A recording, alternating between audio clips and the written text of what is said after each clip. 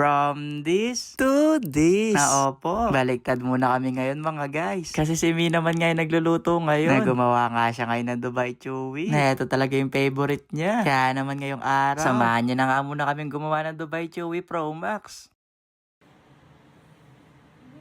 Gabing-gabi na kaya hindi pa mapag-iwalay itong dalawang to. Dahil nagkikrave daw si Mi ngayon. Na gusto nga daw niya ng Dubai Chewy. Na ayaw niya nga akong papasukin dyan. Kaya sabi ko, bahala ka na dyan. Na mabilis pa naman ako magtampo mga guys.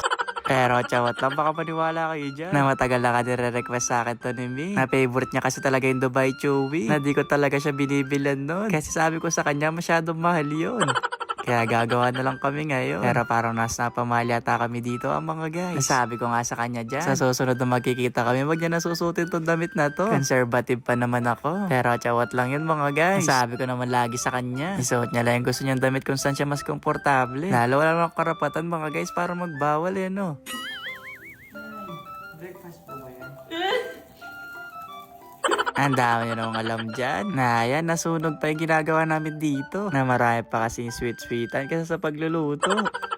Kaya ulitin natin to. Pero ilalagay pa rin natin yung ibang part na hindi nasunog mga guys. Para di masaya. At saka mas maayos na nga ngayon kasi mas nagupitan na nga natin to ng maayos. Na para lang siyang miswa mga guys. Pero ka-typing nga yung tawag dito. Na nilagyan ko na rin ng pistachio cream. Na heto nga yung magiging palaman nga na ng Dubai. Na mas dinamihan pa nga namin to. Kasi para nga mas maging malasa. At nang mukhang luto na to mga guys. Tinaste test na rin namin kung masarap na ba yung nagawa namin. Nasa reaction nga ni Mi. Mukhang okay na yung lasa. Ang sarap nga nang nagawa namin. Na mukhang makukuha namin yung lasa na pinagbibilan namin ng Dubai Ayan, kutsara nga ng pambilog ng ice cream yung ginamit namin dito para mas maging maganda nga yung resulta. Pero parang medyo malaki yata yung cut neto mga guys. Kaya baka mamaya babawasan na lang namin to sa Gedli na para nga hindi to matunaw. Nilagay na nga muna ni Mi dito sa ref para nga hindi siya masira. Na ilang minuto lang din naman yun mga guys. Na may natira rin pala dito. Yun yung gagawin natin Dubai Pro Max mamaya. Na syempre pagkatapos natin magawa yung pinakapalaman, yung sunod naman yung pinaka magiging balot nga nito. Nagagamit nga tayo dito ng marshmallow na kailangan dito mga guys, slow hit lang to. Nasa mga oras nga na to, nagugutom na ako. Kaya sabi ko kay John, kay Mi, ang tagal. Kaya di ko na mapigilan dyan, kumain na ako. Pero para ayaw niyang kumain. Na mukhang mag-away pa kami ito sa ginagawa ko. Pero eto, medyo malambot na nga itong marshmallow. Kaya nilagay na nga itong milk powder, cocoa powder. Na dito sa part na to mga guys, medyo mahirap nga lang siyang imekus. Kaya kailangan mo talaga siyang tiyagaan para maging maganda rin yung resulta. Na medyo napalambot nga lang siya dyan ng konti. Pero okay na to. Kasi mix pa nga natin siya dito sa cocoa powder. Na medyo matrabaho nga pala talaga to. Medyo mahirap din siyang gawin. Na yung isa pa sa pinakamahirap dito, yung paghuhugas ng lutuan kasi kumapit yung marshmallow. Pero eto nga, fast forward. Kailangan mo nga lang siyang mamix ng bilog. Na parang ganito. Eto, di ba may gagawin din kaming malaking size mo nga guys. Na para yun sa Pro Max natin. Eto, mas lalaki pa to mamaya. Kapag nalagay na nga natin to sa loob. Na mas inuna na nga namin tong mas maliit. Pero kahit maliit nga yung ginawa namin, malaki pa rin siya kumpara nga sa mga normal size na Dubai. Kaya yung iba nga dito niliitan pa namin. Pero syempre may malaki din naman. Eto nga yung Dubai Chewy Pro Max. Nakinamay na rin pala namin dyan mga guys. Kasi kaming dalawa lang din naman yung kakain dito.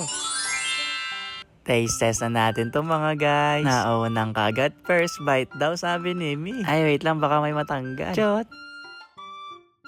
Akala ko nga ng una dyan hindi masarap. Pero masarap naman daw. Anong pagtikim ko ka, masarap siya. Sakto lang yung tamis ng pagmamahal ko sa'yo. Chot! De seryoso, masarap siya. Sakto lang din yung lambot na nagawa natin. Kaya sobrang chewy din ng Dubai.